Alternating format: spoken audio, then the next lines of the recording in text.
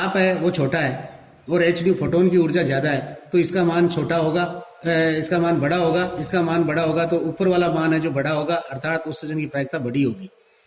और अगर उल्टा होगा, एच न्यू का फोटोन तो छोटा है परंतु उसका ताप या तापीय ऊर्जा ज्यादा है, तो इससे क्या, अगर अपन आगे ना पढ़ के यहीं देखें तो क्या होगा, यहां हमारे पास में क्या होगा, केटी का मतलब सीधा सा ये है कि वह ऊर्जा है जो आपके आने वाला जो फोटोन है, आपतित जो फोटोन है उससे ज्यादा है। तो ये कहना है कि उद्दीप्त उत्सर्जन है जो पहले से ही, कहने का मतलब तैयार बैठा इंटरेक्शन करने के लिए, तब उद्दीप्त उत्सर्जन की प्रायिकता का मान स्वतः उत्सर्जन की प्रायिकता से अधिक होगा।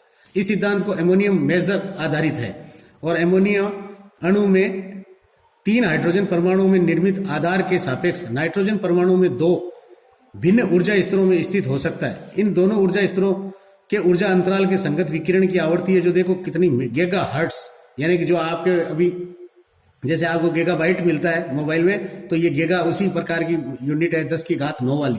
तो ये कह रहे हैं 10⁻9 हर्ट्ज और 24 होती है, जो कि सूक्ष्म तरंग क्षेत्र में पाई जाती है। यहाँ हमारे पास में ये बड़ी, वैसे बड़ी है क्यों है, क्योंकि ये जो गीगा हाइट्स की जो आपके पास में जो आवृत्ति है, इस आवृत्ति को हमने क्या है, सूक्ष्म तरंग क्षेत्र में पाई जाती है। सूक्ष्म तरंग क्षेत्र का मतलब क्या हुआ कि आपके पास में गामा रेज के आसपास के दीजिए या एक्स रेज के आसपास के दिए, सॉफ्ट गामा रेज है ये।